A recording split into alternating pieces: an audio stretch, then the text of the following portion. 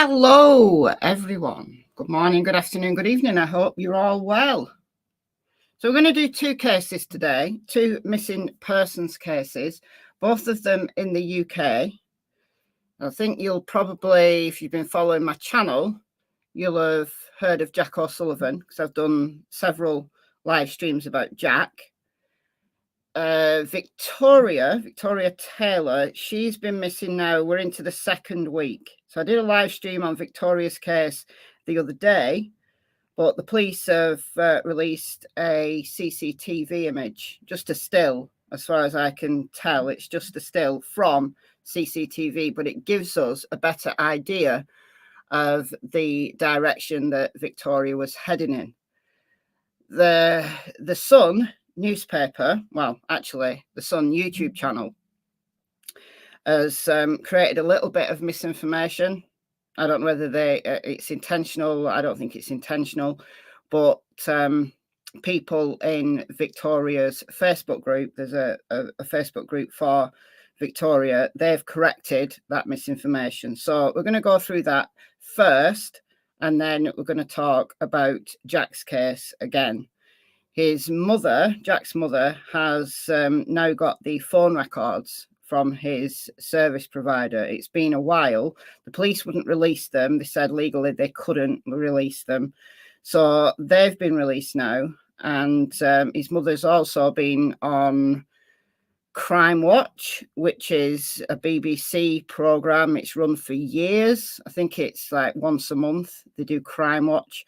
So she's been on there. So Jack's case has got quite a bit of national attention recently, so that's great because Jack's been missing since March. So we're going to do Victoria first, and then we'll cover the new stuff on Jack's case. And we've got some gifted memberships. Let me just scroll up. Purple AJ once again hopping in with 10 gifted memberships. Thank you so much. We've got Thunderhorse, Cold-Hearted Biatch, Wolfie, Kelly, Lace, Robin, Ontario BS. Let me just scroll. We've also got Lore, aka Midwest Memo. We've got Gypsy Girl, Karen. I think that's it. So welcome. You get a month's free membership, courtesy of the superstar Purple AJ. Enjoy. Was there a notification? Probably not. Who knows?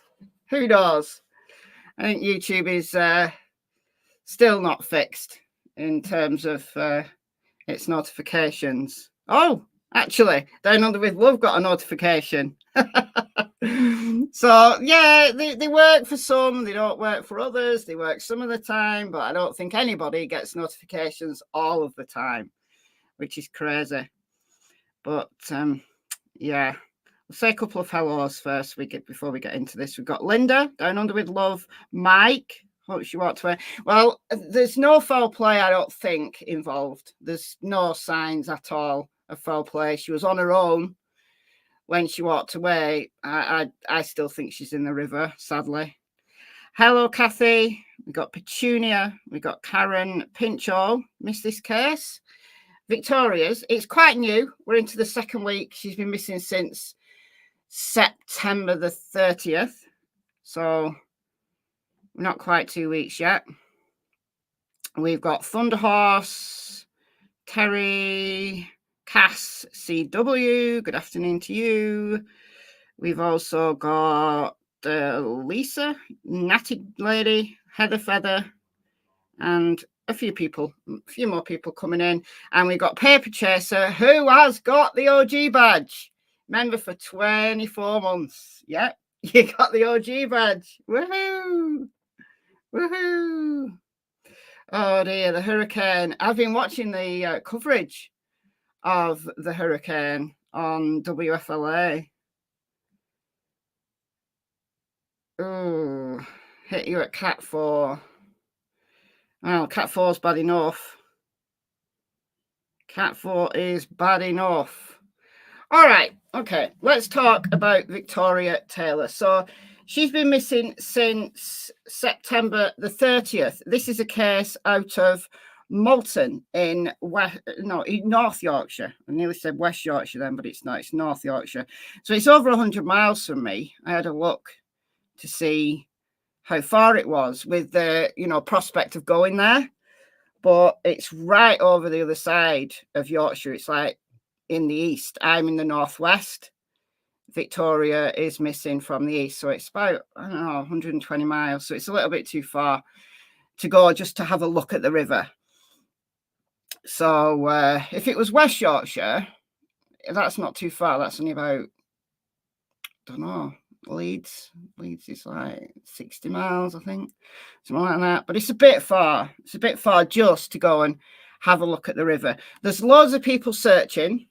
There's been lots of locals out there, search parties. The Facebook group for Victoria, which I've got on the screen here, the search for Victoria Taylor. There's been a lot of local searches organised. There's people distributing flyers. So this Facebook group is really, really doing good work. There seems to be a decent admin team, and they're keeping it solid. All about the search. So one of the friends, I think a friend of the family in this group, and I had the thing up. Now I've scrolled. Okay. All right. I'll keep that there for a second, because this new CCTV image of Victoria, this is it. And it shows her holding a bag, like a paper bag. Okay. Now, the Sun have run with the fact that this bag is like so mysterious, but actually it isn't mysterious. It isn't mysterious.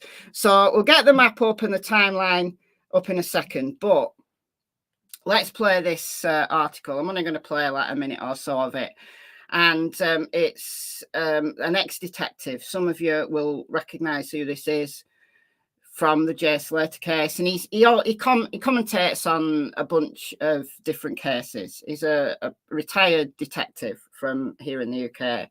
And I think sometimes he gets it right, and sometimes he just exaggerates a little bit, in my opinion. And I think that's one of those cases where I think he's let his brain run away with him a little bit by saying this bag's like really mysterious. So let's listen to this. This is from the Sun YouTube channel. And I've forgotten to put all the links in the description box, but after the live, I'll put the links to everything that I show in the description box. All right, so I'm going to play about a minute or so of this just to kind of set the scene to show you what we're actually talking about here in relation to the new CCTV image. Okay. Victoria can be seen clutching what may be a rucksack, maybe a bag of some description, very tightly to her chest. Now, this footage is just over a week old, but it's clearly something of significance to her, because it's not like somebody carrying a shopping bag normally in their hands by their sides. It's something she's clutching, almost as if you were holding a newborn baby. Although I must point out, it most definitely is not that. So whatever this is, wherever she's picked it up, wherever she's found it or been given it or purchased it, it means an awful lot to her. And unfortunately, we don't know the significance of that just yet. Now, in its second week, the police are still carrying out their searches of the River Derwent, and they are being very forthright in issuing warnings to the public to be very careful if they're joining some of these search parties. There's been a lot of rain. The banks of the river are slippery and wet, and they don't want a bad situation being made any worse by somebody slipping and falling into the water. I think they're looking for something more recent, because this footage being over a week old, perhaps I feel they've run up against a bit of a barrier here, and they're appealing to the public now as broadly as they are, in a view to get some updated information. And if you have seen Victoria, who's very distinctive in her blue Adidas puffer jacket with the white stripes down the side, the combat cap, and jeans. Although, of course, she could have changed clothes in a week. I do accept that. But if you do have any knowledge of her whereabouts, and if you do see her, ring 999 immediately. If you have any information relating to her or her disappearance, then please ring North Yorkshire Police on 101. So, okay. So that's Peter Blexley. He's a retired detective. And like I said, sometimes he's spot on. Sometimes his commentary, I just think he's spot on. Other times, he wildly exaggerates. And I think this is one of those cases. Now, in the Facebook group, so after the release of that piece of commentary there, Sophie Brockenhurst, who apparently is a friend, and she posted that the bag that you can see is actually the bag she got from the garage. She went to a BP garage and bought a couple of bottles of soft drink. And because it was raining and because this is a paper bag, she was holding it rather than kind of, dangling it by the handles, a paper bag in the rain with bottles in. Not ideal, is it? So she's holding the bag. So according to Sophie, there's nothing mysterious about this at all. So she says here, another reminder, my earlier post has been turned into an article. I don't mind in this instance giving it corrects the information that the video the Sun published, which positive thing, I guess, but they've used my full name without knowledge and consent, so mindful when posting. I'm sorry, I've just used her name as well. But this is it. Look, journalists are in here. This is a public group. So anybody can see this. You don't have to be a member to see this. But Yorkshire Live picked up on what she said. So let's have a look at Yorkshire Live here. And so the Yorkshire Live always like to have a little bit of a... they're a little bit drama-y sometimes. Like their headings are a bit interesting. So, missing Victoria Taylor's loved ones. Rubbish, top detectives theory. So, and also this is black. The puffer jacket that she was wearing is black, not blue. It's just the CCTV for whatever reason, makes it look blue, but it's not. It's apparently black. So an interview with a former police detective has angered family and friends searching for a missing North Yorkshire woman. It's been 9 days, so it's been more than 9 days now. When was this posted? This was posted yesterday, so we're day 10, I think. Day 10 or day 11. So it's been 9 days since Victoria Taylor left her home in Malton, North Yorkshire, on Monday, September 30th. Tensions between friends, family, and the ongoing appeal to find the missing loved one hit new heights following an interview with the former detective. Like I said, they use interesting wording. They're a little bit drama. The interview with the Sun comes after new CCTV footage shows Vicky leaving M&S at a BP garage after buying several items, which the detective described as strange behaviour. Thank you, Thunder Horse, for the 199. And yes, hit the like button. Do it. Thank you so much, Thunder Horse, for the reminder. Hit the like button. It just helps. It's not to feed my ego at all. It helps in the algorithm. The more likes a video gets, it just boosts it up in the algorithm. It shows it to maybe a few more people than would normally see it. So there's an M&S and Marks and Spencer's small shop at the BP garage. She bought several items. She bought a couple of bottles of soft drink. We don't know what else she bought. She bought a couple of bottles of soft drink. So pop, or I don't know. I don't know what she bought. Those bottles were found on the banks of the river by family members. And then the police also found some items. They found her rucksack, her backpack, which is the pink rucksack that you can see on her back, and the cap. They found those a little bit further down the path at the banks of the river. So it leads the police, and it certainly leads me to think she fell in the river.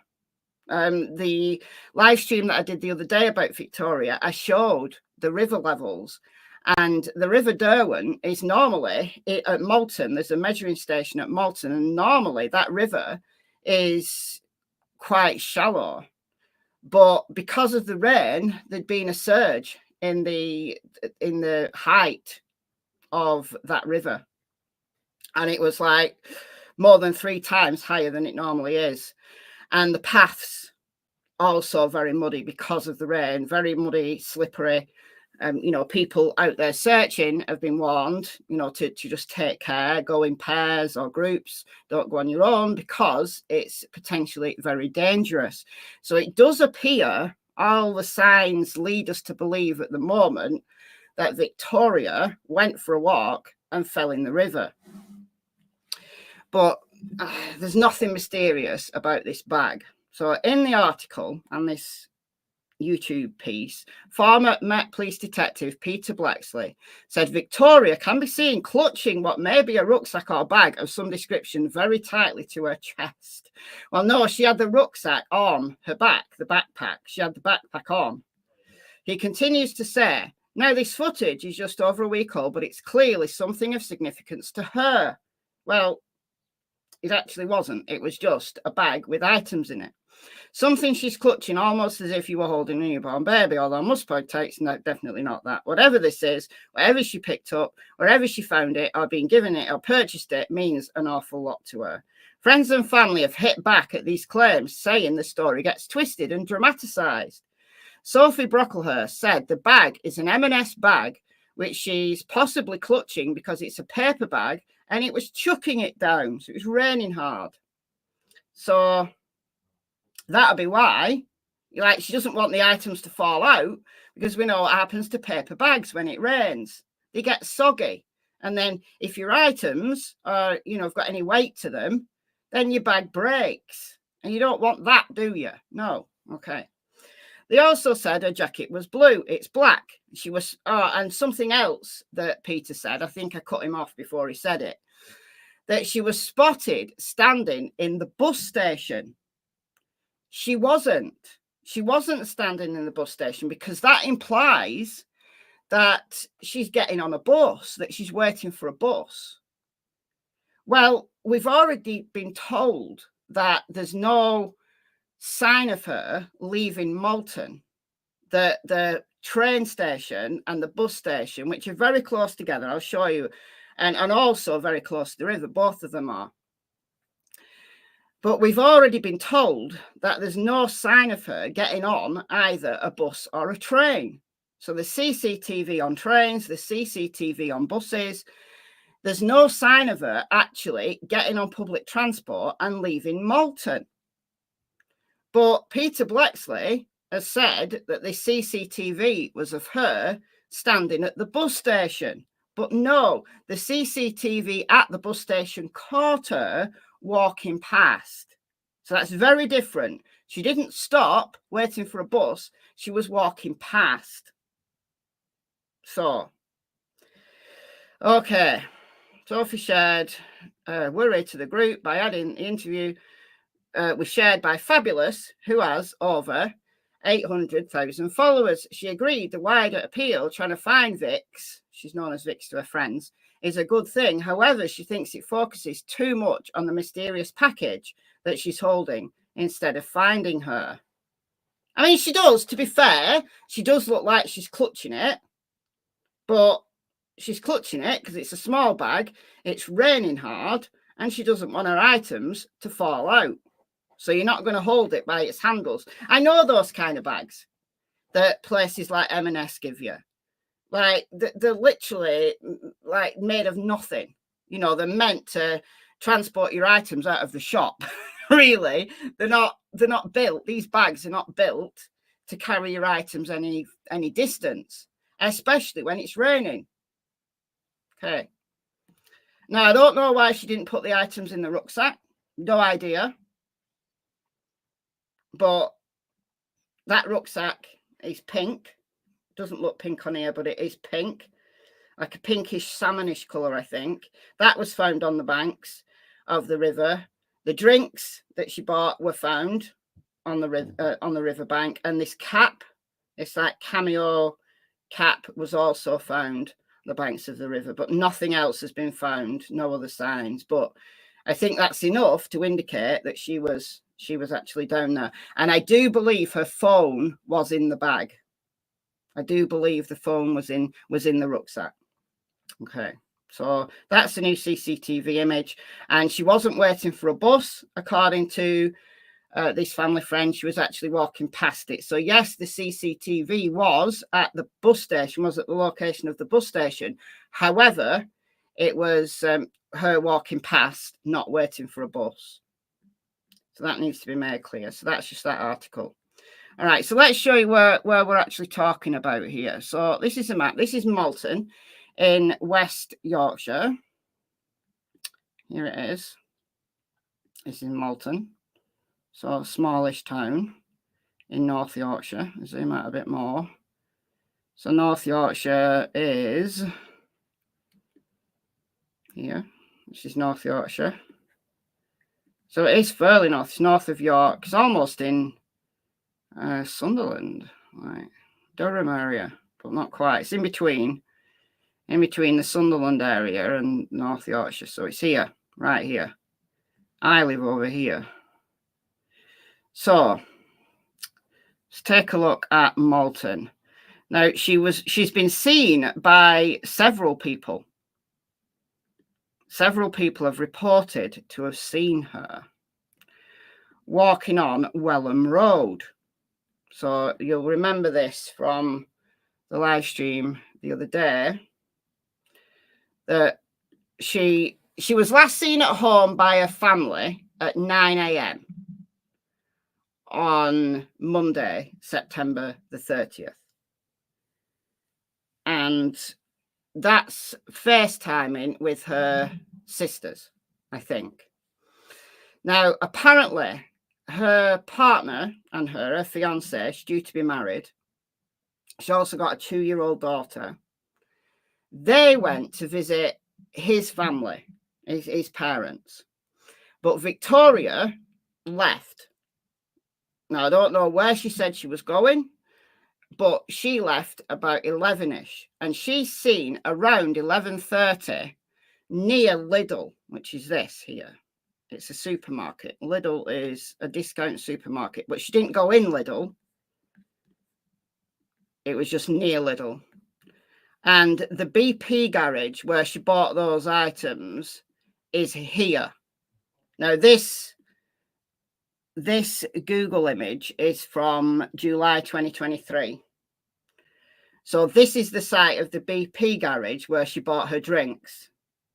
Now, a local has told me that this is the site of the BP garage. It was currently being built, so it's new. So it's a garage, and it's got a Marks and Spencer's and M&S attached to it. So this is the site of this is where she bought her items. So she's walking along here, and somebody saw her. So this is Welham Road. Somebody saw her just past Lidl, and you get to a railway crossing here. So this is a railway crossing. So she was in this area, and she was spotted by someone. So in between Lidl and the railway crossing. So she's literally just bought her items. She's come out of the BP garage with her items, clutching the items because it's raining, and she's walking in this direction. Okay. I would carry a bag like that if it was raining. So would I. Actually, I would have put my items in the backpack, whether it was raining or not. I hate carrying things. So I often carry a backpack, and I put everything in to the point where I overfill. So I've broken so many zips on backpacks because I overfill them. But anyway, that's what I would have done. But obviously, maybe she didn't think she was walking very far. Maybe wherever she was going, and we don't know where she was going, maybe she didn't think it would take her very long. So she didn't bother like rearranging her rucksack and putting all the items in it. Who knows?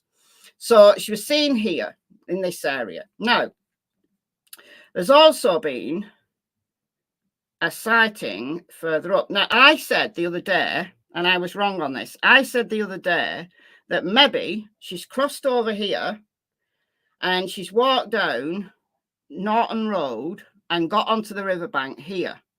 Because if we go down to street level here, what you can see, this is Norton Road, what you can see, so the crossing's just here. That was where her sighting was, just here. So there's a break in the wall here, and there's looks like a small park or something. And that's the river. The river's right there, so you can walk along the riverbank. However, now we've got this new CCTV, we know exactly where she went.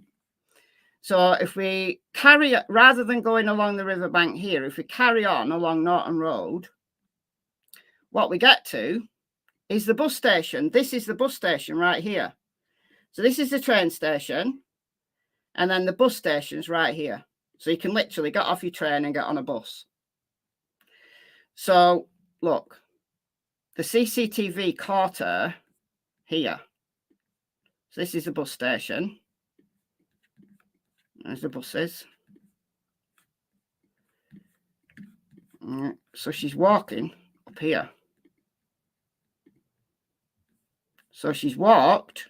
So we know exactly where she's gone. She's gone from here, BP garage, bought her items, gone up here, been seen in this area by a witness. Then she's walked down Norton Road. She's not gone here. She's not gone to the riverbank here, but she's carried on walking.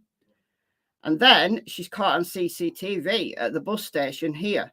So she's gone this way. She's gone this way. So that's her route.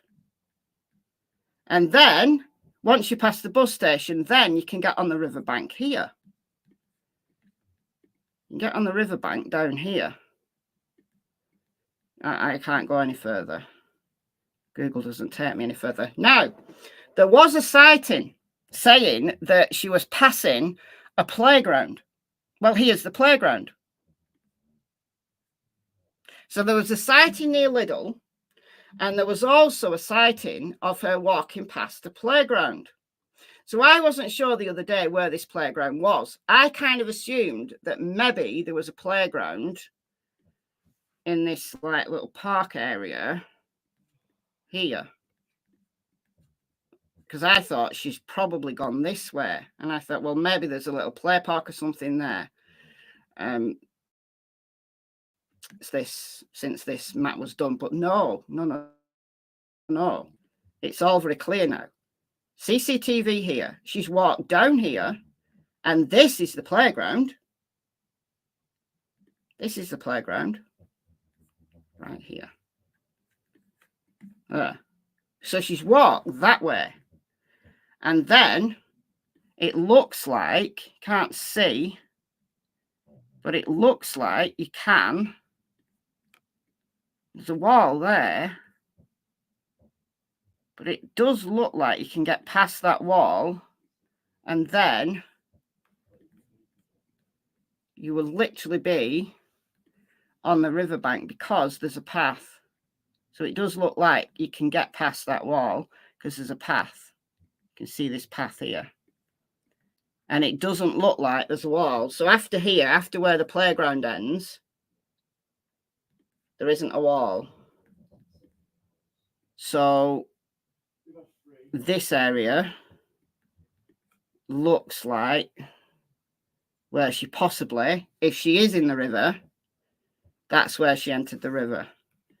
Now, she may have walked even further down. The path goes all the way down. The path goes all the way down. You're like, you can just walk. So that just looks like a well-trodden path. But if it was slippery, if the banks are higher, then the banks are in some places quite high. If the bank's slippery, the river's higher. Is that gate there? I think it is, yeah. I think it is a gate. But it does look like you can just walk around the wall. So if we go back to where I can get to street level, it looks like you can just walk around the wall. So yeah, that does look like a gate, but it just looks like you can walk around the wall. Like you just go up that little slope there and walk around the wall. So I think the wall is just for the playground, for this area here. Like it's a little like public space. So the river is nicely walled off here, thankfully, with there being a playground here. But yeah, you can just get through. Either through that gate, if that is indeed a gate, or you can just go up that slope there and you there's a path. Look, there's a path. You can see the path. There's a path. So it does look like that is the direction she's gone in. And that takes account of all the sightings, and it also takes account of that last CCTV at the bus station. Not waiting for a bus, but just walking past the bus station. Wonder how much of her meal and drink she got through. Don't know. I mean, Marks and Spencer's, they sell like meal deals. So you can like get a drink, a sandwich, and like a snack, like crisps or a chocolate bar for whatever. So they do like meal deals. So maybe she got a meal deal. Maybe she ate a sandwich and maybe she had the drink with her and it was the drink bottle that was found. I think she bought 2 drinks. Maybe there was a buy one, get one free on drinks. Or 2 for the price of whatever. So I don't think she intended to take her own life. The fact that she bought stuff to consume, if you're, in the throes of depression and you are taking your final journey to go and take your own life, you don't go to the garage to buy a snack or a drink. You don't. You absolutely don't. So I think she was going for a walk. Maybe she was going somewhere. Maybe this is a shortcut to somewhere. I have no idea. I'd like to know if this is her normal behavior. Does she like walking? If she doesn't like walking, if she doesn't normally walk anywhere, then this is out of character, which is then a big concern. With Nicola Bully was going on her normal dog walk. There was nothing unusual about Nicola's morning. It was all perfectly normal. So it led you to believe, well, this is just a freak accident. Now, with Victoria, what we don't know is whether this is a usual walking route for her. If she liked walking and she liked walking by the river, then potentially, again, like Nicola, it's just a freak accident. On a path that maybe she didn't expect to be so slippery. And the river was higher than it normally is because of the surge of water, because we've had so much rain. Now, there is a little video. Where is it? Here. So this is in... Oh, this is Metro. So Metro have got a little video here of this area.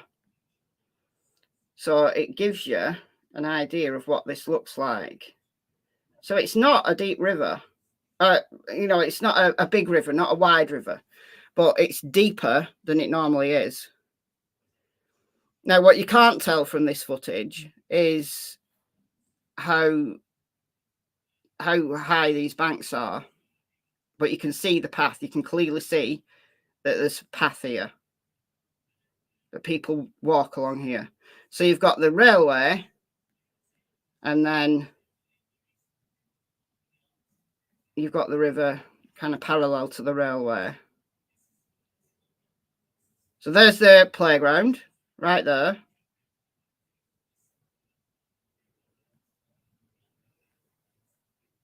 So you can see the path.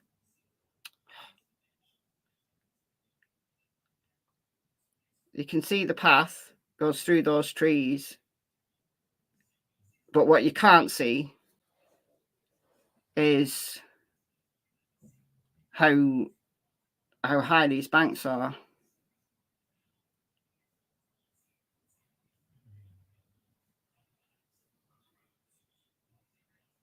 See, you can see the path. That is a well-walked path. So if that was, you know, Victoria's normal route for, you know, going for a walk, still can't see the video. Oh, okay. Play it again. Sorry, guys. So this is the path here. So in a second, it takes you back to the playground. The river runs parallel with the railway.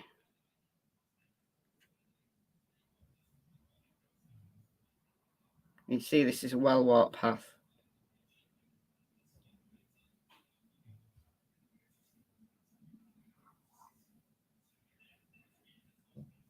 So there's the playground. There.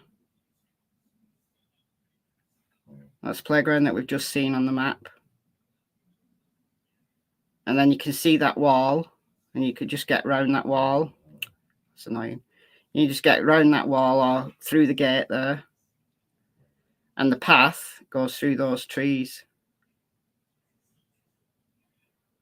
The path goes through those trees and then follows the river.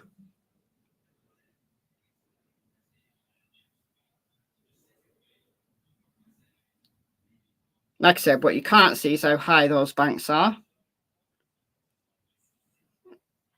But even if the banks are not high, the fact that the river was swollen, the fact that the path was slippery, makes you feel that if this is her usual route, then it is just a tragic accident.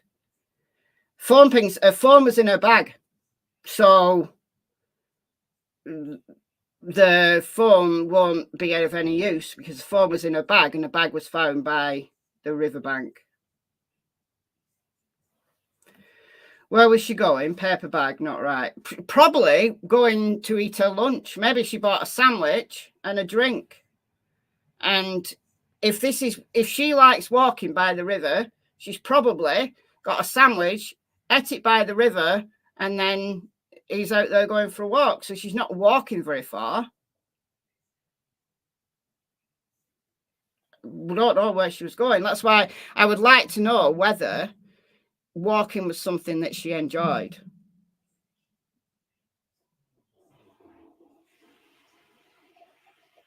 My thoughts are, Freya, that this is a tragic accident. That's my thought. This is a tragic accident. There's no evidence at all of foul play. She's on her own. Like the witnesses said she was on her own.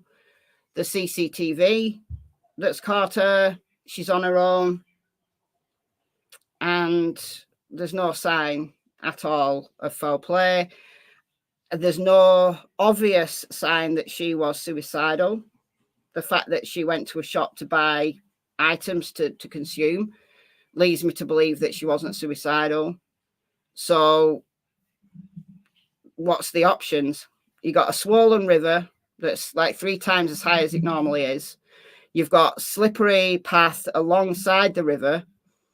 You've got an indicator of where her last walk was from the witnesses heading to the river. Then you've got the drinks that she bought found by the river. And then you've got the cap and the rucksack found by the river. So, yeah, float time. Yeah, no, float time. So what happens with the body? When you drown, you go underwater. Like you're buoyant for as long as your lungs have air in them, right? So you might be buoyant for a short time, very short time, but then once your lungs have got no air in them, then you sink. Thank you, Gamma, for the $10. Thank you so much. Thank you. And you sink. Peter Folding, are you listening? Because you don't just stay in one spot in a river, because a river has got a moving current. So you're moving underwater. I mean, you may end up stationary if you get caught on something. So, you know, this river has got like the banks. Can we go back? It's playing a different video now. The banks have got trees and bushes alongside them, not reeds, but so there's going to be roots. There's going to be roots. There's going to be debris. So it's absolutely possible that a body will get caught underwater, and if so, it may never surface. It has to be found. However, with the amount of rain we've had, the flow is probably going to be sufficient to move a body out of debris, unless it gets really, really stuck. So then you've got to take into account float time. So the body's underwater. Once the bacterial buildup is sufficient, the bacteria in the decomposing body lets off gases. And then the gases, once they've built up sufficiently, then the body floats. So the body comes back to the surface. Now, how quickly that body surfaces depends on various factors. It can depend on the size of the body. It can depend on the weight of the body. But very importantly, probably the most important factor is the temperature of the water. If the temperature's freezing, I mean really freezing, that slows down almost to a standstill of bacterial buildup. So in freezing cold water, the body stays submerged because there isn't enough bacterial buildup to create the gases. In really hot water, in really, you know, tropical water, the float time is very quick. Now, in North Yorkshire right now, I couldn't estimate how cold that water is, but it's certainly not freezing. It's going to be cold, but it's certainly not going to be freezing. It's not the middle of winter. Not quite, Fairy Goddess. Member for 21 months. Not quite. You've got to be a member for 24 months to get the OG badge. So nearly. You're nearly there. Nearly there. So float time in water that's about 50 degrees Fahrenheit, float time's about 10 days. But I would imagine that water's going to be colder than 50 Fahrenheit. But I don't know how cold it is. So I would say float time is going to be maybe 2 weeks, 2 to 3 weeks. Potentially sooner. It's just an estimate, but there is a lot of science behind what happens to a body when it drowns and the estimated float time.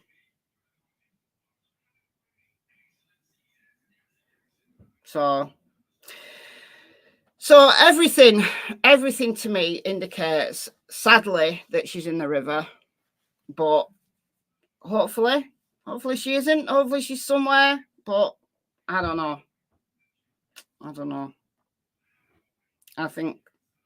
I honestly do think she's in the river. Dark Willow! Whoop, whoop. Member for 24 months. You got your OG badge. We've talked about float time quite a bit. Talked about float time in relation to Nicola Bulley. We talked about float time in relation to Riley Strain. The float time was spot on with him. Jadzia, member for 6 months. Good stuff. Thank you so much.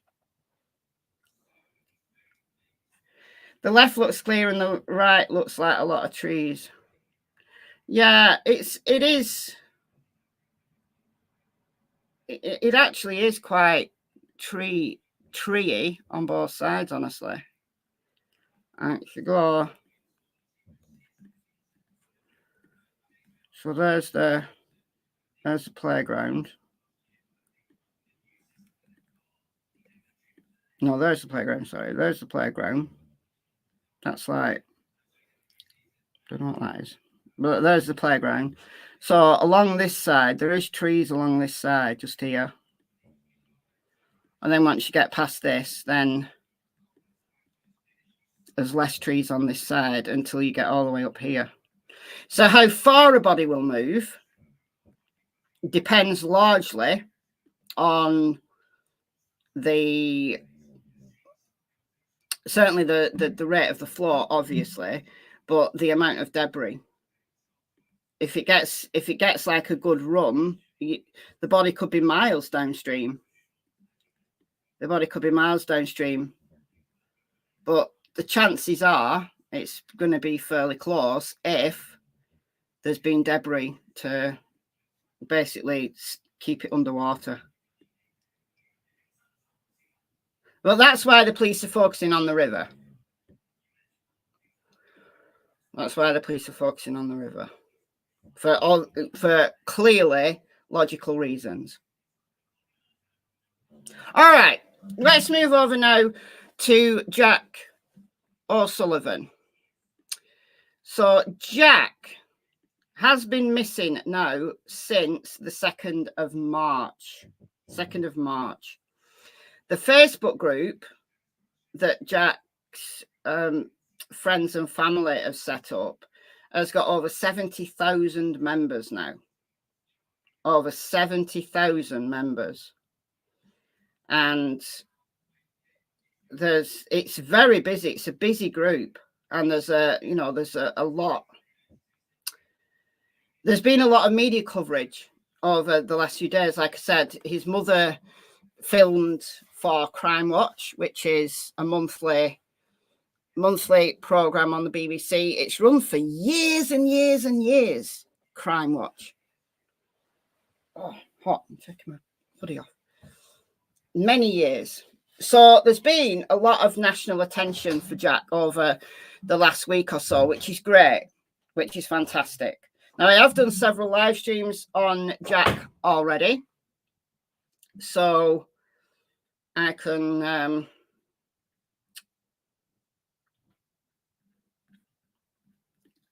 show you. Actually, I've not got. This is not Google Earth. This is just Google Maps. So my pins, you won't see my pins. But let's find Bristol. So Bristol is in the southwest of England. So this is Bristol here. So I'm here somewhere. This is Bristol. So on the Friday night, so those who don't know this case, the Friday night into the Saturday morning. So we are Friday the 1st of March into Saturday the 2nd of March. Jack went to a party in the Hot Hills area of Bristol. So let's do Hot Hills.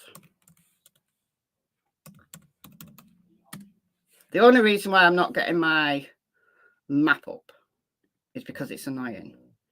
Because I have to share my entire screen to do Google Earth. This is Google Maps. So this is Hot Hills here. This area is called Hot Hills. This is Hot Hills Road, and the party was somewhere in this area. I don't know exactly which house. It was a house party. And then Jack texted his parents. He lived at home, so I think he was 22 at the time. A student, postgrad student, studying law. All right, so clever guy, great future ahead of him. And his family lived with his family. His family lived about 4 miles in this direction, down here. And at something past 1, he texted his family to say that he'd be getting a taxi back. So he was at a party and he'd be getting a taxi back. His mother got up about 5 and realised that Jack wasn't home. So they have the, what's it called? Live 360. I don't know whether it was Live 360, but one of those apps where you can check on family members' phones. So I don't know whether they were all on Find My iPhone or Live 360. I don't know which one they were on. But she checked, right? She checked the family app, and Jack's phone was live. Jack's phone was still live. And it was live until 6:15. Was it 6:15 or 6:45? But anyway, it was live for several hours from this road here, a house on this road here. Not this one. This one. This one. Granby Hill. So the phone pinged on the family app at an address on Granby Hill. So this is Granby Hill here. And you can see on Granby Hill, there's lots of like apartments and stuff. All right, it's a very like student area. So I don't know which address the phone pinged at, but because you know, these are apartments and all the addresses are all close together, a family app might not be accurate to a specific address. Like it might be like three doors down. Like when I check my phone on GPS, it puts my phone at a house down the road. Like it never gets me right. It's always about, I would say, maybe 50 meters out, 50 yards out, if not further. So phone GPS is never going to be, especially in an area like this, it's never going to be totally accurate. But it's close enough. It's close enough. So it pinned his phone to this street. Now, this is the problem. This is the issue. When they called the police, so they, you know, Jack said he was going to be home. He wasn't home. His phone was live for several hours. So they called the police. The police weren't terribly interested. The police dropped the ball very early on. They took a look at the map and thought, oh, look, you know, a guy, been to a party, student, he's fallen in the river. And they basically said to his mother, you're never going to see him again, he's in the river. Fantastic. Well done. Fantastic policing. Fantastic policing. So the police did collect some CCTV, and they said that he was last spotted in this area, this green space right down here. However, his mother appealed to the police to release all the CCTV that they got to her. And it took them a while. But they did. And his mother believes that she's been able to basically pin him on several CCTV cameras that the police didn't find.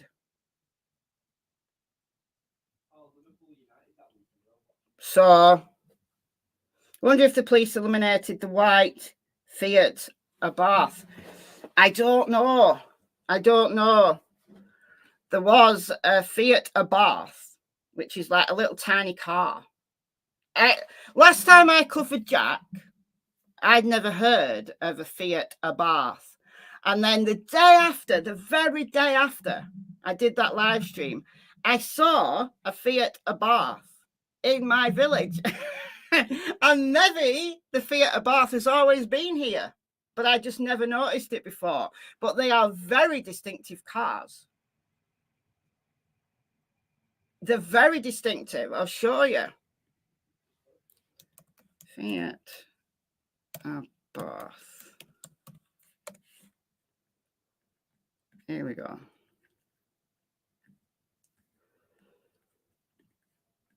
It was a white Fiat Abarth. That's it. Very distinctive car. Like the one I saw in my village was just like that, a white one with like a red stripe on it.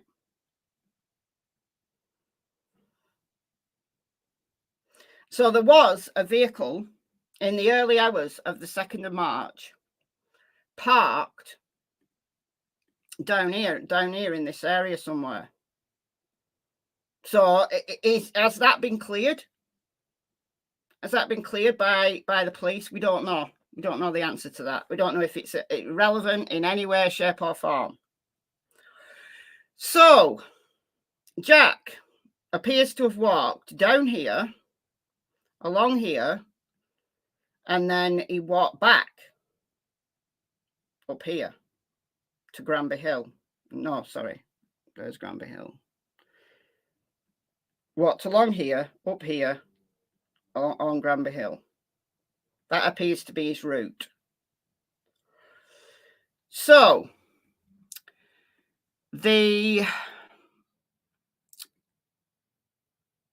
what shall I show you first? Okay. The other big thing that his family were appealing for was Jack's phone records. Because Jack's phone was actually on his mother's account. So there should have been no problem with the police releasing the information from Jack's phone because it was actually his mother's account. But they said, no, the police said, no, for legal reasons, they can't release them. So the family have been direct to the phone provider. And the phone provider, EE, have released all of the phone records to Jack's mother. So that's good.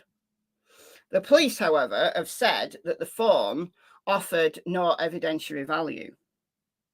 So the fact that the phone records are now in the possession of the family is great, but whether it will move the case forward is still unknown. I'm sure that the family are going through those records with a fine-tooth comb. Because even though the police say there's no evidentiary value, well, the police missed some CCTV footage. And once his mother got hold of it, she's spotted Jack on CCTV that the police didn't even see. So we don't know. We don't know. Now, this is, as I said, the case has had national coverage recently because of the Crime Watch episode. So this is the Mail Online. I'm just going to read a small bit of this. Mother of missing student Jack O'Sullivan wins battle to get his phone data from EE in bid to solve mystery. Mother of missing student Jack O'Sullivan said she's thrilled after winning a long battle to get his phone data from EE, as she believes it could help unlock the mystery over what happened to him. I was shocked when I realised that they'd not got the phone data. I was shocked because it was his mother's account. So I just assumed that, well, they're going to release, they'll release phone records to the owner of the phone. But they did eventually. They did eventually.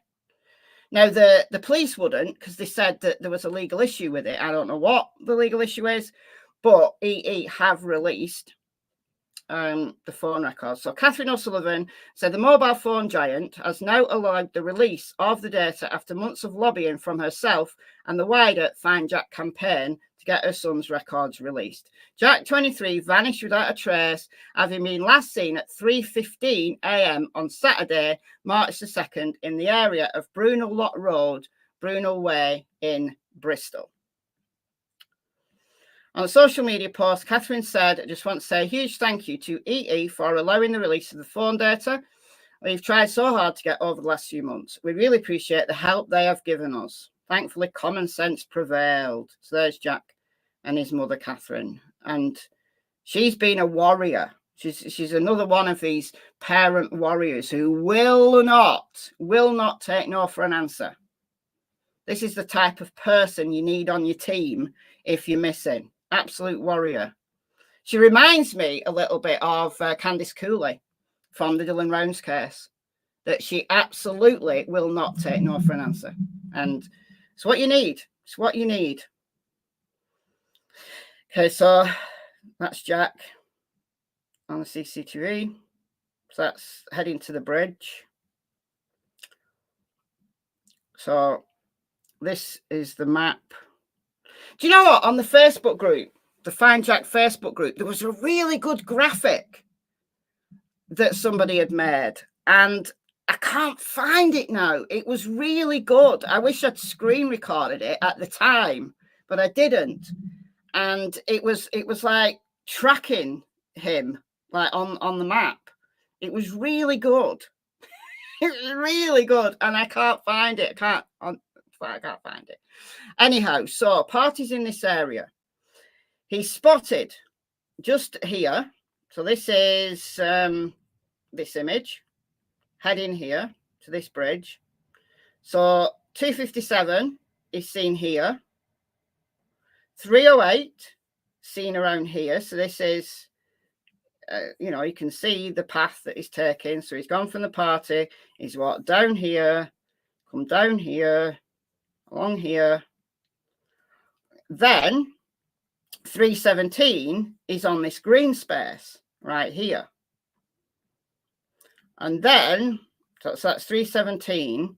And then it appears that he's walked back over this bridge and then moved towards Granby Hill, which is here, just off this map.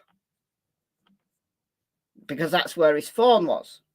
So it'll be interesting to see whether his phone tracks this area, because it would verify, because some of these CCTV, this is why I think the police missed them, is the tiny, because the camera's in the distance and you just literally see like a black figure, you know, a tiny figure walking along. And his mother swears down that that is Jack, but the police missed it. I think the police got this one and that was it. But you can see on this one right there, tiny. But you can't verify absolutely that that is Jack. That could be anybody. Did he have an Apple Watch? Not to my knowledge. And then you've got this one. That's clear, which is there. And then you've got this one again, is another one like quite in the distance. But then the Granby Hill issue is that his phone was on Granby Hill, which is over this side here that we've seen on the map. So this is Granby Hill. So it's like lots of student lets. Previously, Avon and Somerset police have refused to release his phone records to the family. Catherine said they have taken legal action to gain access to the data that includes where it was last tracked. Jack's phone account belongs to Catherine, although she had been unable to access the information, which I find crazy. Avon and Somerset police said it rejected the family's original approach in August, citing the Home Office Communications Data Code for Practice and General Data Protection Regulation. It's her account.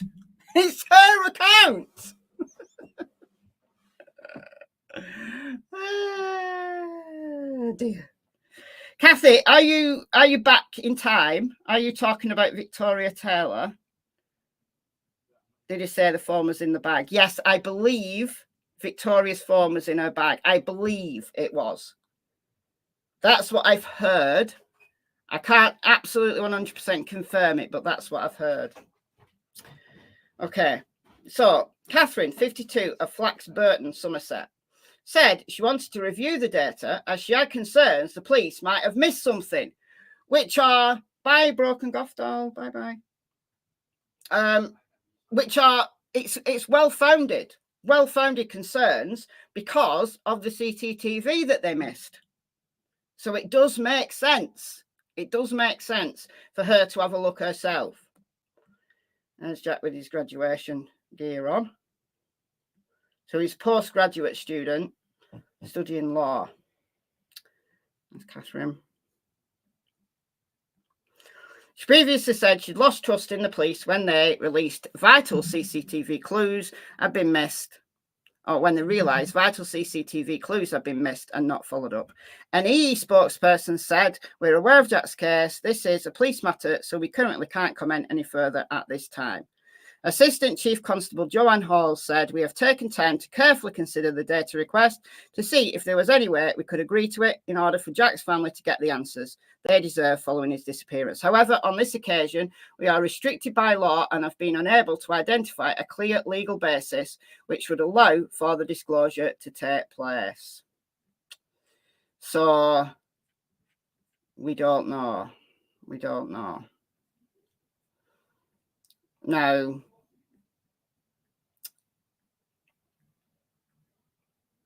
it doesn't appear to, be any evidentiary value to the phone records, because the police have not found Jack, have they? They haven't found Jack. But it will be interesting to see now his family have possession of those records, that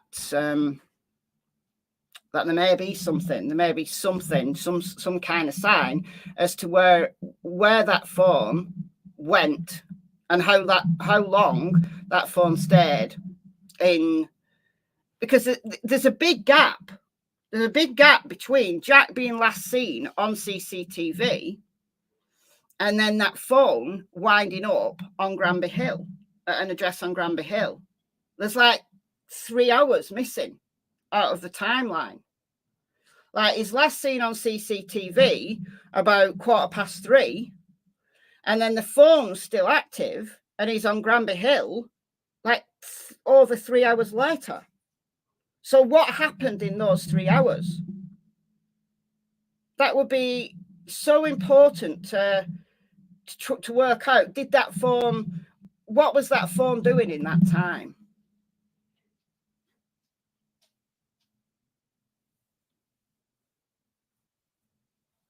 The phone was found 2 days after her bag, and her belongings were scattered along the path, not in one place. That's interesting. I do know that the drinks, so we're back to Victoria now. I do know that the drinks were in one place, and then they found the bag and the cat later. So I did know that.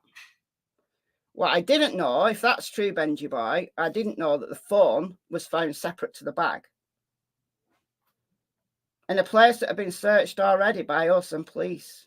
And then it pops up. Interesting. That is very interesting. Could it have been washed up? Could it have been in the river and then washed up? Like if it was right on the bank?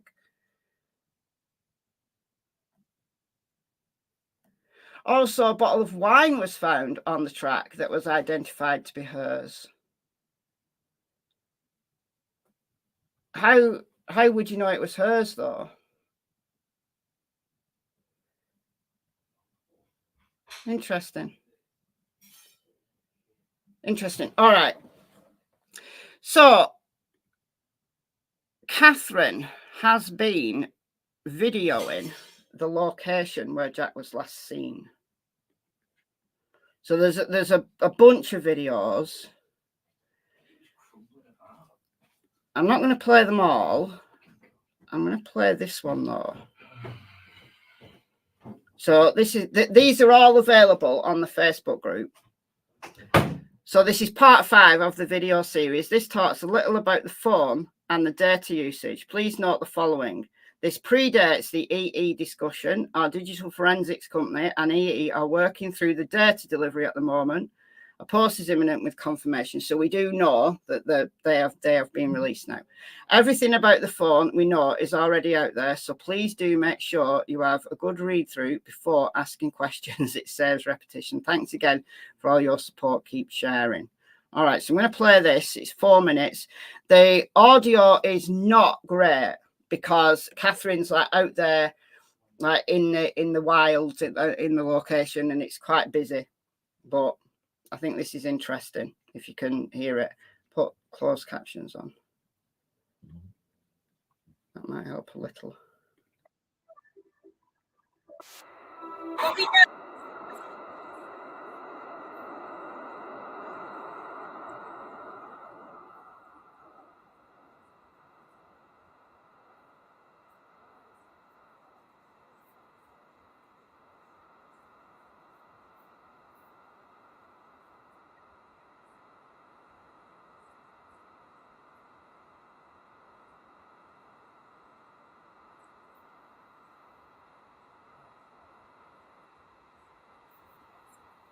Right, so this is really important information. You can't hear her. I'll keep stopping it. You can't hear it at all. Well, you can't hear it at all. There's no sound. Okay. All right. All right. Hold on a minute. Hold on a minute. What you got to do, this is a StreamYard problem. What you got to do is you've got to reshare.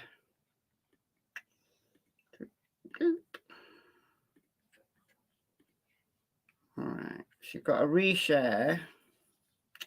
Now I've got to find it again.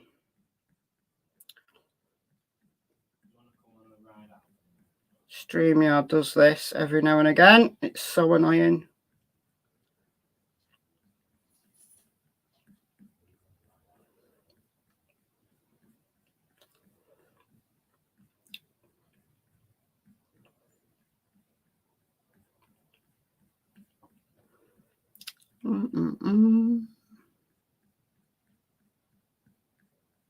Why can I not find it now?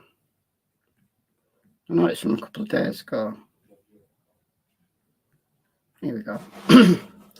All right, so hopefully you can hear it now. Hopefully you can hear it now. Let's start it again.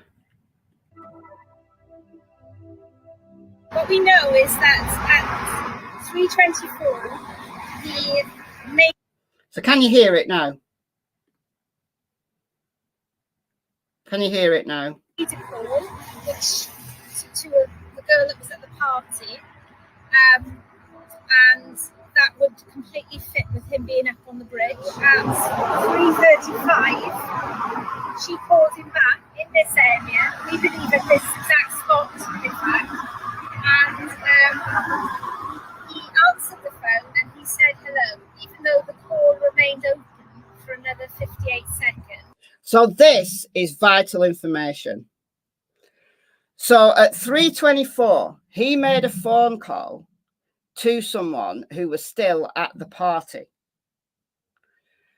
And she didn't answer. She called him back a few minutes later, and Jack answered the phone, said hello, and then there was nothing. But the phone stayed connected for 58 seconds. That's weird. That is very, very, very weird to me. This is why it's important to find out what happened to that phone in the 3 hours between 3:35 when he answered the phone. So he's still on Bennett Way. He's near this bridge at this point. Hold on. He's near this bridge at this point. All right. So he's around here. So he'd been at this green space here. Caught on CCTV here. So he's around this bridge area. Granby Hill's just there. There's Granby Hill. So that's where the phone ended up. Right. Was it definitely Jack that answered it? Well, we can't absolutely confirm it was, but the friend recognised, said yes, it was Jack, said hello, and then that was it. There was the phone line was open, but there was no sound. Like he didn't speak. And then 58 seconds later, the phone, I don't know, the call was ended. So he's in this area, 3:24, calls his friend at the party. A few minutes later, she calls him back. Like she must have just missed the call. Maybe it was in her pocket, in her phone, a bag. Maybe she was talking to somebody and couldn't answer. So she calls him back. He says hello, and then that's it. And then 3 hours later, Jack's nowhere to be seen, but the phone is still alive on Granby Hill somewhere. So what happened in those 3 hours? It's those 3 hours that give us the answer to what happened to Jack.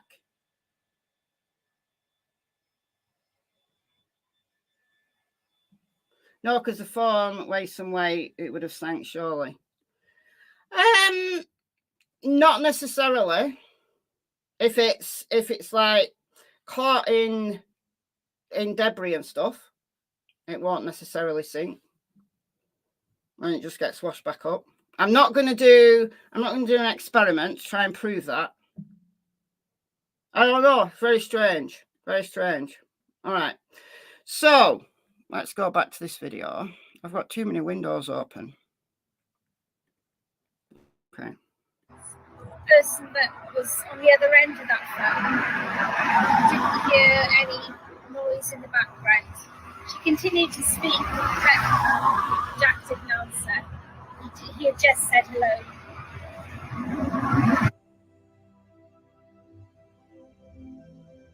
This is the area, this is the stretch of road that leads off the Plimsoll Bridge and heads down on and joins the causeway. It's called Bennett Way, and it is, it's just the traffic is moving in one direction, just going down there. And it is just a slip road that takes you to Clifton when he's walking up this section of the road. And it looks a very consistent walk, and also he doesn't look like he's come off the path, he's just continued on. And the footage is from the camera, which is over there at the traffic lights, and that's the camera that's picked him up. But obviously when we get to the top, it's what we don't know is what would have happened next. Now, I can't see how somebody hasn't spotted him, because you're on that corner. It is fairly well lit, and we know that there's so much traffic, even at that time in the morning.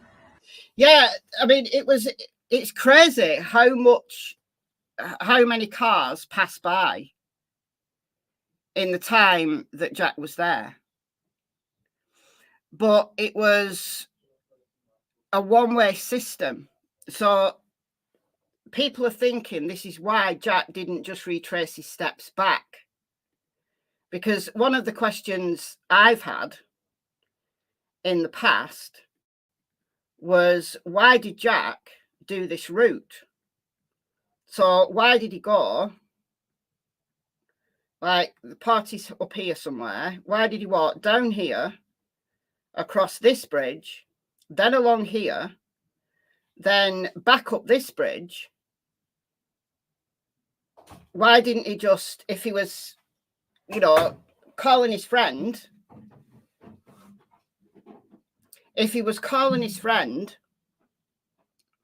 maybe to say, I can't get a taxi, I'm going to come back to the party. And then she didn't answer, but then when she called him back, he just said hello and then nothing. I was thinking, why didn't he just retrace his steps back this way? But it's a one-way system. So if he's looking for a taxi, once he's got down to here, this is a one-way system. So I don't know. Like, maybe he thought, mind you, there's arrows both ways there. So maybe he thought he needed to walk in the direction that the taxis would be going to.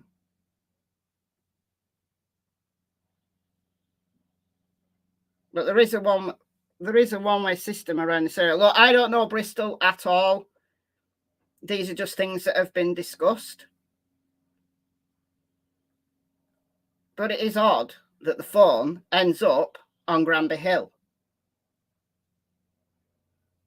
But it does look like it's going this way. So the phone ended up on Granby Hill is consistent with the direction he's going in. But there's this 3 hours. There's this 3 hours missing out of this timeline.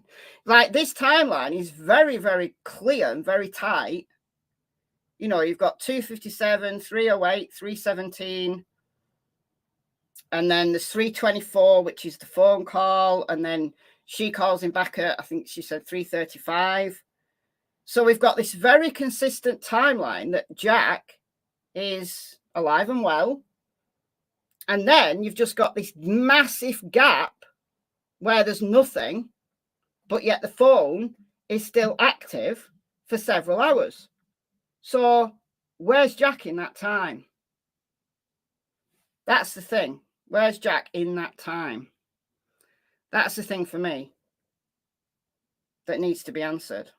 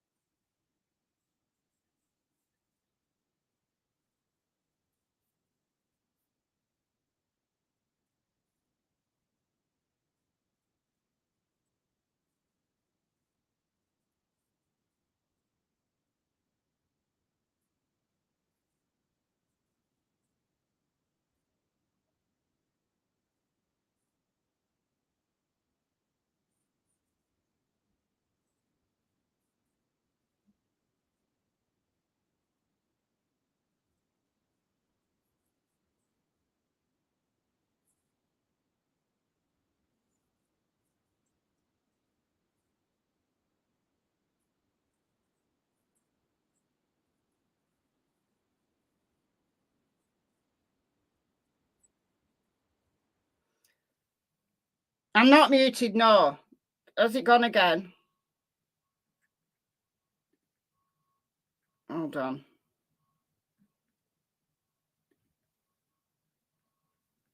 Hold on.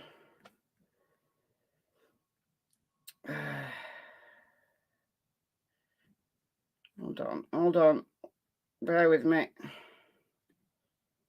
All right, we should be okay now. I'll wind it back. Wind it right back to here. Could hear you now. Yeah, I was playing this video, but the sound went off again. It's okay. Are we back? Are we back? This is a StreamYard problem. It keeps losing audio, and I'm not the only person that this happens to. There's live streams that I've been watching where it's exactly the same issue that people have, that StreamYard drops the audio for no apparent reason. I think it's when you're sharing like different windows, it gets confused. I think that's the problem. It seems to happen when you've got lots of different windows open. So I'll go back to this video and play what you've missed. And also, he doesn't look like he's come off the path. He's just continued on. And the footage is from the camera, which is over there at the traffic lights. And that's the camera that's picked him up. But obviously, when we get to the top, it's what we don't know is what would have happened next. Now, I can't see how somebody hasn't spotted him, because you're on that corner. It is fairly well lit, and we know that there's so much traffic, even at that time in the morning. So whether he's gone back down into Hotwells, whether he's trying to cross over that, which would have been 2 lanes of fast-moving traffic, or gone back on himself in the direction that he started, which we really don't believe to be the case, because we've got the footage of the bridge, then it's impossible for someone not to have driven past him. So, I think my plea is, if you've seen him, it is so important for us to know what direction he was going in, because it could potentially change everything for us. My belief is that he's continued down into Hotwells, and if he'd stayed on this path, that's probably the safest thing to have done. My belief is that he had attempted to start a journey home, but because there was no option for somebody to stop, for a car, taxi to pull in, then I think he would have gone back to what he knew, which was quite normal for Jack to take a taxi from Hotwells. So, again, what we do know after the phone calls, that the phone had various activity, a data usage at 4:39, which is another hour beyond when he's seen at this point. So I didn't know this. About the data usage at 4:39. I did not know that. So that's new information for me anyway. And at 5:40, his phone location was suggesting that he was 2 or 3 roads away from here, up a hill, on Granby Hill, at an address. Now, obviously, we're told that that was approximate, but I don't understand if you're at an approximate location why you get a house number and a street name, and that's a question that we haven't been able to have answered. Okay, that's really interesting that there was data usage at 4:39. Now, I'd be interested to know where that was. So what Catherine's saying here is that Jack, this is the area Jack was in when he made that phone call. All right, so he's seen on CCTV here. He's seen on CCTV on this bridge. The phone is then active until 5:40, and at 5:40, so 20 to 6, it was on Granby Hill, at an address on Granby Hill. Now, the reason why a phone sharing app like Find My iPhone or Live360 would give a street address is because it gives you an approximate GPS location. Like with mine, it never finds my address. It always puts me, when I look at Find My iPhone or anything like that, it always puts me, if I'm at home, it puts me on a house, and it gives me a number, a house down the road. And there's an occasional movement, even if I'm not moving the phone. It's weird, but when houses are close together, then it can't give you an exact, like, accurate address. It gives you an approximate. What's interesting to me, however, is that it's in the direction that Jack appeared to be going in. If he's come from Hotwells, he's come this way, he's come down here, he's gone around here somewhere, then he's gone back over this bridge. So it's consistent with Jack trying to go back to Hotwells. Now, I don't know why Granby Hill, he went there and he just walked back up here, because that would have taken him back to the party. I don't know whether the phone data could be that out, because that's quite a ways. Like if he was walking along here at 5:40 and it pegged him on Granby Hill, I'm not sure that it would be that much out. But anyway, it's consistent with the direction he was going in. But it's a very busy area, even at night. Is there a footpath on that bridge? Yes, there is.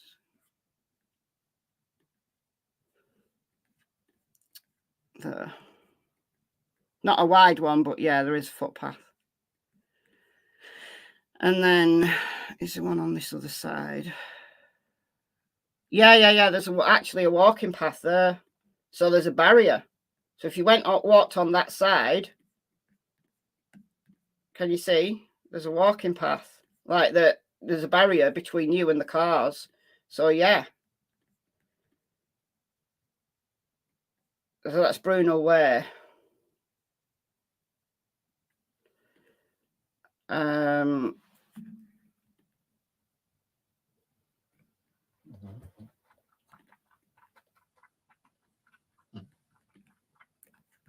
So the question as to what he was trying to do, in my opinion, he was like, he told his parents that he was getting a taxi. I think he couldn't get a taxi, and therefore he was confused about what to do. So he called his friend back at the party, who he couldn't get in touch with. And then when she called back, there was the hello and then nothing. So maybe he was trying to find somewhere to crash just for a few hours and then go home. Now, he lived a few miles down here, Flax Burton, which is down here. Where's Flax Burton? There. So that's Flax Burton. So he'd be needed to go in this direction. Now, if he'd gone,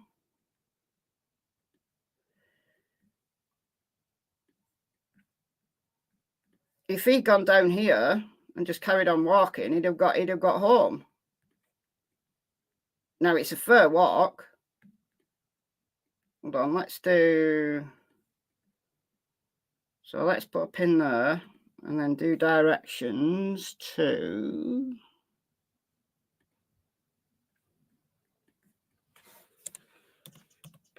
Flaxburn.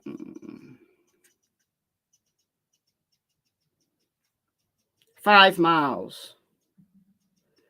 So maybe he didn't fancy walking 5 miles. Why could he not get a taxi? Maybe he couldn't find a taxi. Now, why he didn't just call an Uber from the location, I don't know. Were they all busy? Maybe they were. Maybe they were. Did his parents ever say if he walked home in the past? No. I don't know the answer to that.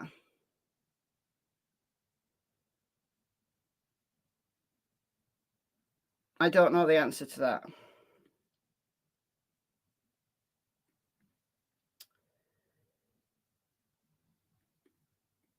I mean, I would have just walked home. That's what I would have done. But maybe he just didn't fancy walking 5 miles in the middle of the night. And he set off to get a taxi, couldn't find a taxi. So was contemplating on what to do, contemplating on whether to walk back to the party. So calls his friend. I mean, why? Maybe everything was busy. Maybe he tried to get a taxi from the address. But you can call an Uber from anywhere. You know, I've been on some random street in Liverpool and called an Uber, and they came and picked me up from this random place. Like, you don't need an actual address to call an Uber. But maybe everything was busy. It's possibly thought about walking home, but seemed very big on telling them he was safe. Yeah. You know, it's just straight road back home. So the question for me, like I said, the question for me is, what happened in the 3 hours between the last sighting and the last contact that anybody had with him, which would have been 3:35 by his friend who called him and he said hello? That would be the last contact. And 5:40, which was the last contact from the phone, which was pinned to an address at Granby Hill at 5:40. So you've got 3 hours between 3:35 and 5:40. So what's that? Oh, it's actually 2 hours, not 3 hours. But you've got 2 hours there to fill. 2 hours to fill. So what happened in those 2 hours? What we need is to fill in that blank, because that blank is where Jack is. That's just logic, in my opinion. Now, I didn't know that there was data usage. What did she say? 439. Now, that could have been just the phone data usage, though. So somebody used some data. So what was that? Because if that was just a ping, you know, like phone towers keep contact with the phone, even if you're not using it, occasionally a tower will keep a contact with the phone. So I don't know whether it was that or whether somebody picked up the phone. Because the other theory is that he's in the river, he fell in the river and somebody found his phone. Now, that is a theory that people have kind of knocked about, and it is something that I've considered, that if he fell in the river, I don't know how he could have done based on where he was. It's not like it's not like you can get down to the river unless you really, really want to. Like, you have to make a special effort to get down to this river. Like it's all barriered off. So I don't really know how you could get down there and fall in the river without making a really special effort to do so. But if he fell in the river, which I don't believe he did, but if he fell in the river and somebody found his phone, that might make sense as to why somebody tried to call, like maybe somebody tried to call or maybe tried to do something with the phone. But would they be able to even use the phone? Presumably it would be passworded. Would they even be able to use the phone? I don't know. To me, this is a complete mystery. I do not know what to think about this case. I honestly don't. Like, generally with a case, I have a theory. I have an idea. I have a solid picture of what could have happened. I'm not always right, and I'm happy to change my theory as new data comes in. You know, with Victoria, at the moment, it looks like she's in the river. But if new data comes along, new information comes along, I'm not wedded to that. If there's absolute, there's proof that she's seen on CCTV elsewhere, well, then she's not in the river, is she? But, you have that number one idea. You can build up a picture of what might have happened. But with Jack, I can't. I honestly do not know. I do not know. I absolutely do not know. Did somebody give him a lift and then something bad happened? For me, the sticking point is the phone. Why was the phone on Granby Hill at 5:40? What happened in those 2 hours between the last contact that Jack had with anyone and that phone? Probably ran out of battery at 5:40, but it was there at 5:40. Did Jack... Look, you can have all these speculations. Did Jack try to go back this way and then thought, oh, well, there's going to be nobody at the party now, and he dropped his phone? Did he drop his phone? Did he go back this way thinking he's going to walk home and drop his phone and then someone found it? There could be a very simple explanation. Is the bins on Granby Hill? Bins. There will be bins, yeah. There'll be personal bins, wheelie bins.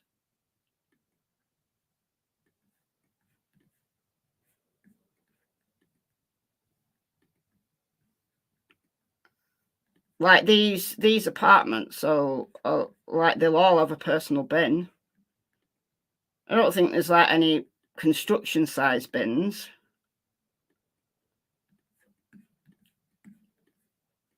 Somebody could have put his phone in a bin.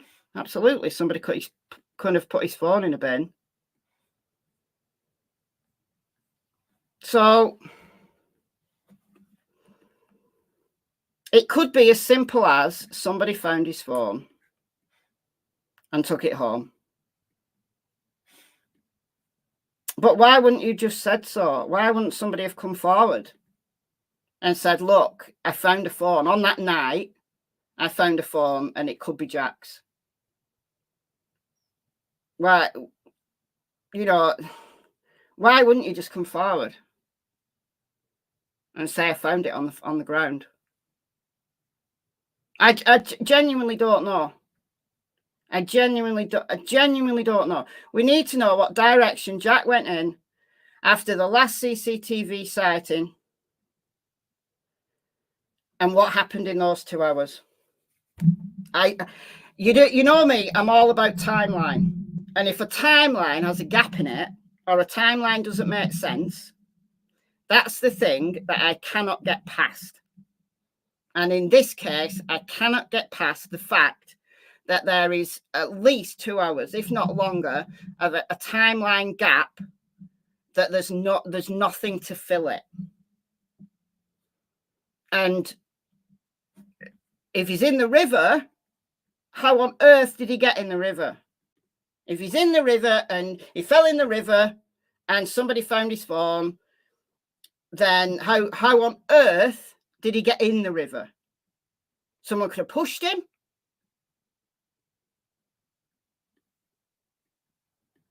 There could have been an altercation, someone pushed him, but not if he was on this bridge. Someone could have tipped him over the bridge. Look, do you see what I mean? I have no clear. My mind just goes pinging off all different ideas, because I cannot make head nor tails at this moment in time based on the information we've got, and we do have quite a bit of information. I can't make head nor tails about where Jack could possibly have gone and that phone end up on Granby Hill. Clearly without Jack. Is that a skate park? I do not know. What, this area here? I don't think so, but I don't know.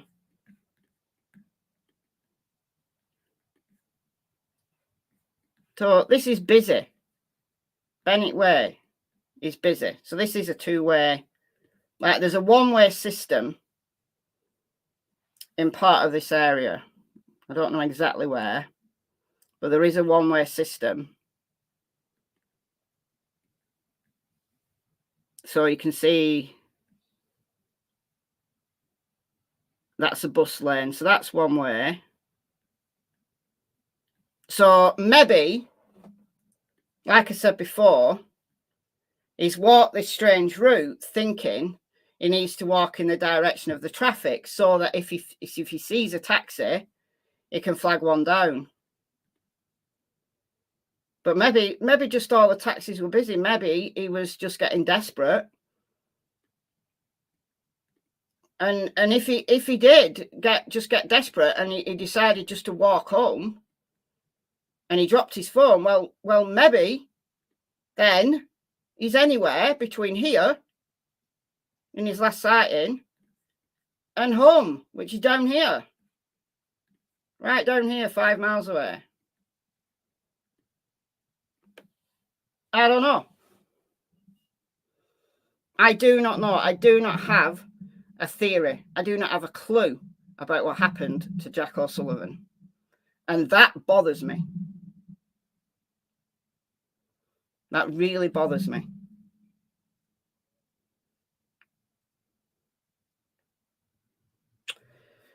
So there we are. Yeah, just saying hello and the silence is weird. It is. It really is. It's almost like someone grabbed his phone. How old is Jack? 23. I believe he was 22 when he disappeared, but he's 23. 23 now. He's a postgraduate student. I mean, did someone just grab his phone and walk off with it? It's possible. Someone saw him with his phone out and just grabbed it. And then Jack's left with no phone. So now he can't call anyone. He can't call a taxi. See, that's a very possible scenario. And that would explain why his phone ends up on Granby Hill, that someone went in that direction. I just robbed his phone.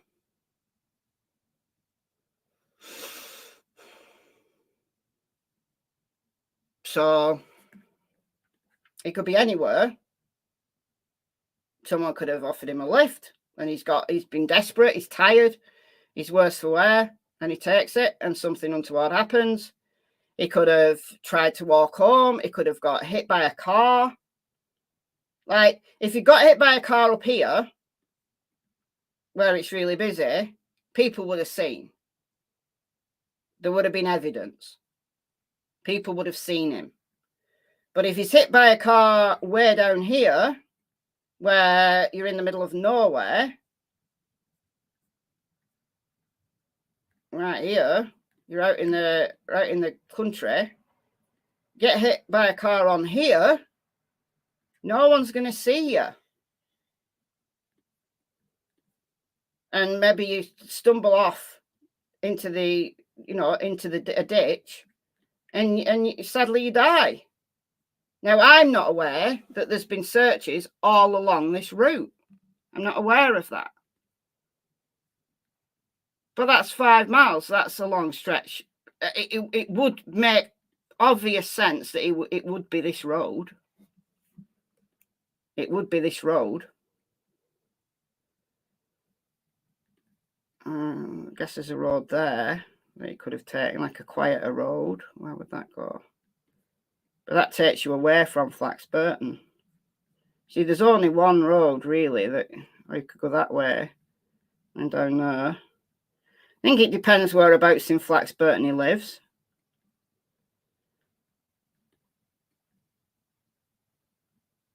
So I could have gone down there and then down there and down there. But I'm not aware that these routes have been checked. I'm sure they have, but I'm not aware that they have. Because all of the focus has been here, rightly so, has been here, because this is where the clear evidence that Jack was. But what we don't know is what happened to Jack and what direction he went in. If he got his phone robbed, or he lost his phone, and he tried to get home, then it makes sense to me. That's his only option. Is either to go back to the party or to go home. Now, I would have just gone home. I would have I'd have spent 2 seconds trying to find a taxi. Thought, oh, there's no taxis. I'm just going to go home. And I'd have walked. So I would have gone missing somewhere along this route. But just because that's what I would have done, it doesn't mean that's what Jack did. We've no idea what Jack did. So we need to know what happened in those 2 hours. Who saw him in those 2 hours? Somebody must have seen him. Somebody must have seen him, if not multiple people, because those cars are thick and fast, even in the middle of the night. So somebody saw him after 3:35 when he called his friend, or his friend called him back. He said hello, and then nothing. So who saw him after that? Who can fill in that timeline after that? Somebody knows. Not saying somebody knows what happened to him. I'm saying somebody must have seen him after that. Because you're not there 1 minute and then gone the next. Needed a phone to pay for taxi and lost it. Yes, Criminal Med. If you've no phone, you can't call an Uber. I think he became parted from his phone. Whether that's because he lost it or because he got it stolen, we may never know. However, I think he was parted with his phone. And then he's out of options then. He's either going to go back to the party and hope that people are still there, or go home. Did he have a wallet on him? I assume so, but although I don't know the answer to that. Like, some people don't take a wallet. If they're going out, they just take the phone because you can pay for stuff on your phone.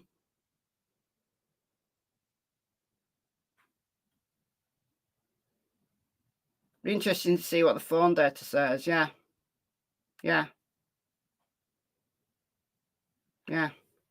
Anyway, it will be very interesting to see what comes out. So it's a case that's definitely not cold, because there's got to be loads of information that we're not aware of. There's got to be. Maybe the police have stuff that we're not aware of. Maybe the police have a way better idea than us, or his family. but it'll be very, very interesting to see if anything can be found in that phone data that hasn't been found by the police, and whether the Crime Watch episode will bring people out who did see Jack, you know, who've not been following the case, not aware that this missing young man is still out there somewhere, see Crime Watch and think, I saw that man, and then call in. So it could well be that loads of really useful tips come in as a result of this publicity, which is exactly what Crime Watch was. That's what Crime Watch was, I think, developed for. Was for that purpose. All right, guys. So I'm going to be following these two cases very, very closely. Victoria Taylor, who has been missing since September the 30th, and Jack O'Sullivan, who has been missing since March the 2nd. So very different cases, and both of them odd, especially Jack's. So Crime Watch is back. I assume so, given that Jack O'Sullivan's mother's been on it. Your mind is boggled. I know. Hopefully we're going to have some more results soon. Yes.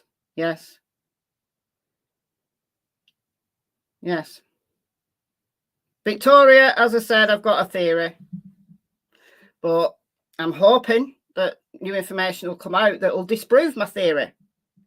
Hoping upon hoping that there'll be new information that comes out that disproves my theory that she's in the river. I hope I'm wrong. I really hope I am wrong and she's not in the river. And Jack, I have no clue. Zero's in. It's nothing. I have no idea what happened to Jack O'Sullivan. And that bothers me. Really bothers me. Thank you, Mike, for gifting one membership. And it's Ruby Doo. Who done it? What a great name. Ruby Doo. Thank you, Mike, and welcome, Ruby. Get an on-stream membership. So I am going to go, and Leilani Simon's trial starts today. So there will be some information coming out. I think it's jury selection today, although some people have said the trial actually starts today. I'm under the impression that it's jury selection today, but I might be wrong. They might have already done jury selection, but we'll see. So I'm going to be doing regular updates on Leilani Simon's trial. Jury selection here in Savannah. All right, so it's jury selection today. So there is the trial. How long's jury selection going to take? A day, 2 days, maybe. Maybe they'll only start the trial proper next week. Anyhow, thank you all. Thank you all for joining me. Thanks as always to the mods. Thanks as always for keeping this chat and this channel respectful. Very, very welcomed. Anybody's welcome here. You don't have to have the same opinions as me, as long as you're respectful. That's all I ask. And thank you to those that donated. Welcome to all the new members. And I will see you soon. Enjoy the rest of your day. Bye, guys.